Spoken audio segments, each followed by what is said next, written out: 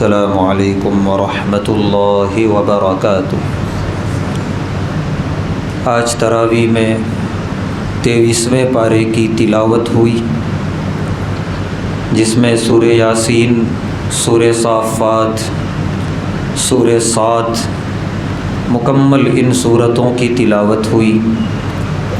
ہر سورے میں اللہ تعالیٰ کے بڑے پیغامات ہیں اور احکامات ہیں، انہی میں سے 2 پیغامات یہاں بیان کیے جا رہے ہیں۔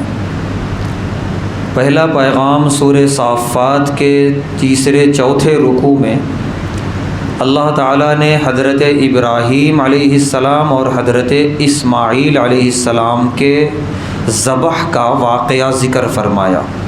مینا کی پہاڑی پہ جب والد اور بیٹے پہنچے اور ان کے درمیان جو گفتگو ہوئی، چونکہ اس گفتگو میں بڑا سبق ہے قیامت تک پیدا ہونے والے مومنین کے لیے، اسی لیے وہ پوری گفتگو اللہ نے قرآن میں نازل فرمائی۔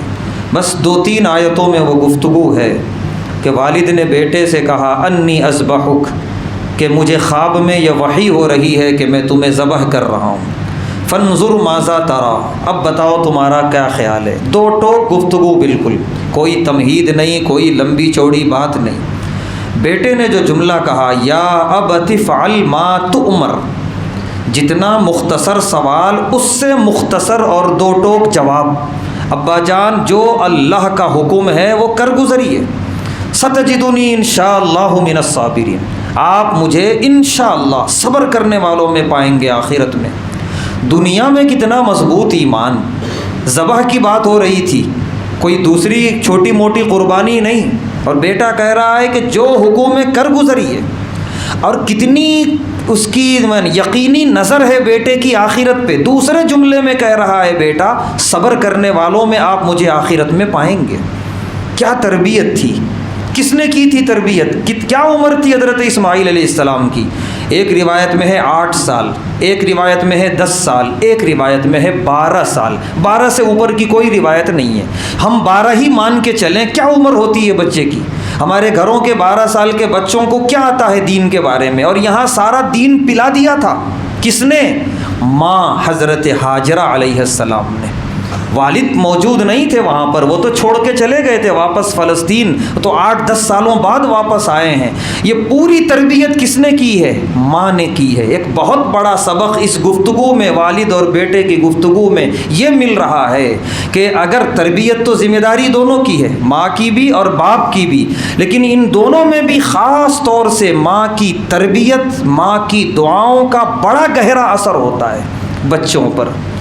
آج کل کی مائیں، سچ بات یہ ہے، بچوں کے لیے دعائیں کرنا بھول گئیں۔ ہاں کچھ ہیں، 100 میں 2-4 مل جائیں گی جو چھپ کے اپنی اولاد کے لیے گڑ گڑاتی ہیں اللہ کے سامنے، ورنہ حال یہ ہے آج کی نوجوان ماؤں کا کہ موبائل سے ہی فرصت نہیں ہے۔ وہ بچوں کو کہاں دیکھیں گی؟ بچوں کا مستقبل تو چھوڑیے، بچوں کی آخرت تو چھوڑیے، وہ تو نظر میں ہے ہی نہیں۔ بچوں ہی پر نظر پڑ جائے پورے طور پہ، اس کی صحیح دیکھ بھال کر لیں، یہی بہت ہے۔ اتنے مصروف ہیں موبائل میں، سیریل دیکھنے میں، الا اور بلا دیکھنے میں۔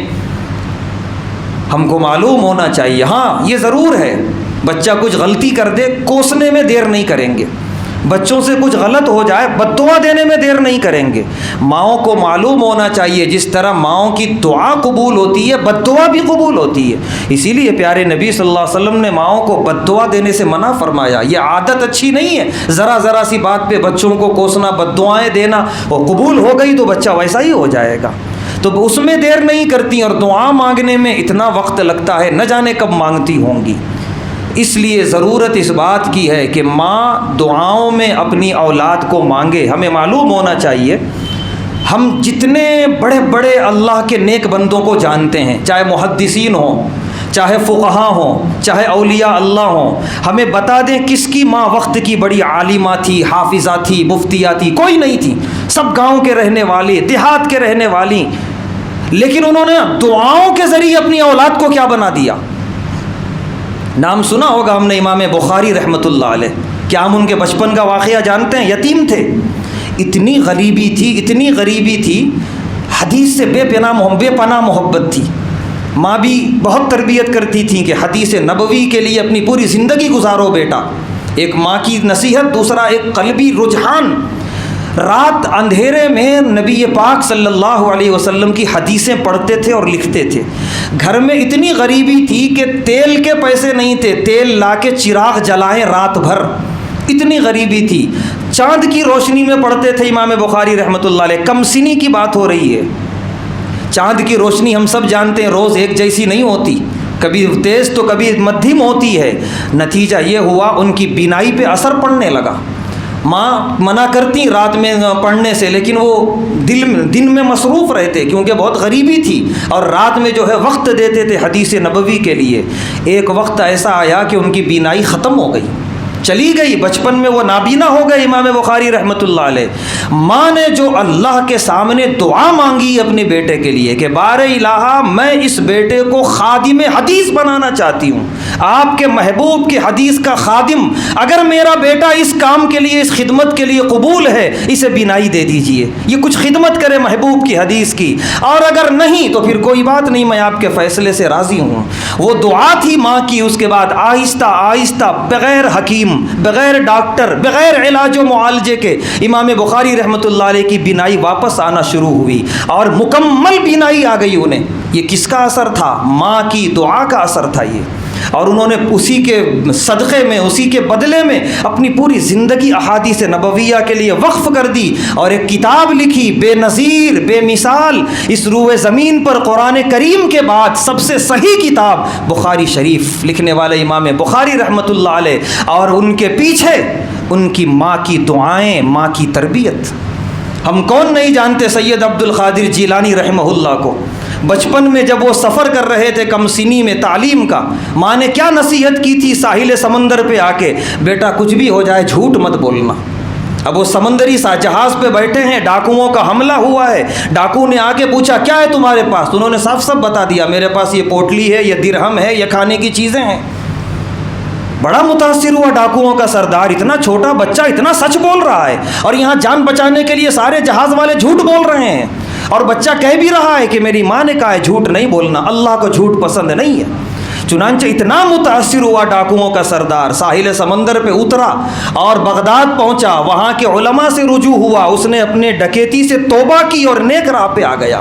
ایک کمسنی میں انہوں نے یہ اتنی بڑی کرامت کر دکھائی. حضرت شیخ عبد القادر جیلانی رحمہ اللہ نے کس کی تربیت تھی؟ ماں کی تربیت تھی. تو مائیں جو تربیت کرتی ہیں، مائیں جو دعائیں مانگتی ہیں، ان کی وجہ سے بچے بن جاتے ہیں. اور اگر نہیں، ان کی طرف کوئی توجہ نہیں، دعاؤں کے بدلے بد دعائیں ہیں ذرا سی بات پہ، تو بچے بگڑ جاتے ہیں. ضرورت اس بات کی ہے کہ گھر کا ماحول بہتر بنائیں.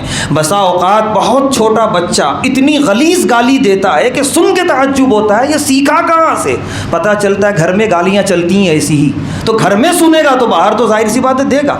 گھر کا ماحول صاف ستھرا بنائیں، ایک دوسرے کو جھڑکیوں سے بات، گالی گلوچ اس کی نوبت ہی نہ آنے دیں، خاص طور سے بچوں کے سامنے. اور بچوں کی اسلامی تربیت کریں ہر حال میں. یہ ایک پیغام تھا اس وقت. دوسرا اور مختصر پیغام یہ ہے، حضرت داؤد علیہ السلام کا اللہ نے واقعہ بیان کیا سورہ صاد میں. حضرت داؤد علیہ السلام رات کے اندھیرے میں عبادت میں مصروف تھے.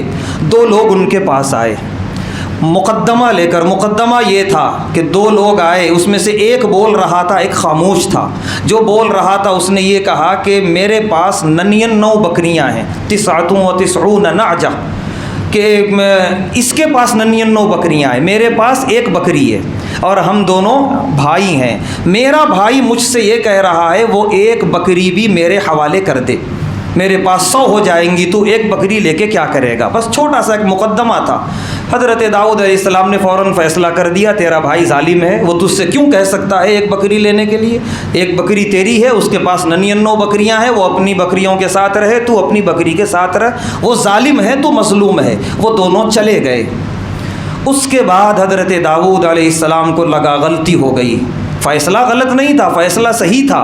فیصلے سے پہلے ایک ذمہ داری تھی، دونوں کی بات سننا. ایک کی بات سن کے فیصلہ کر دیا حضرت داؤد علیہ السلام نے. فوراً اپنے خادموں کو دوڑایا, دونوں کو بلاؤ. خادم دوڑے, بہت دور تک گئے, کہیں کوئی نظر نہیں آیا. اللہ نے جبرائیل علیہ السلام کے ذریعے وحی نازل کر دی, یہ اللہ کی طرف سے آئے تھے, یہ کوئی انسان نہیں تھے, یہ فرشتے تھے, انسان کی شکل میں آئے تھے. آپ کو ایک سبق سکھانے کے لیے آئے تھے, چونکہ آپ فیصل ہیں, آپ فیصلے کرتے ہیں, آئندہ کبھی یہ غلطی نہ ہو, ایک کی بات سن کے فیصلہ کر دیں, دونوں کی بات سننی چاہیے. لہذا آج جتنے اختلافات ہیں, لڑائیاں ہیں, سب اس وجہ سے یک طرفہ سنے ہوئے ہیں.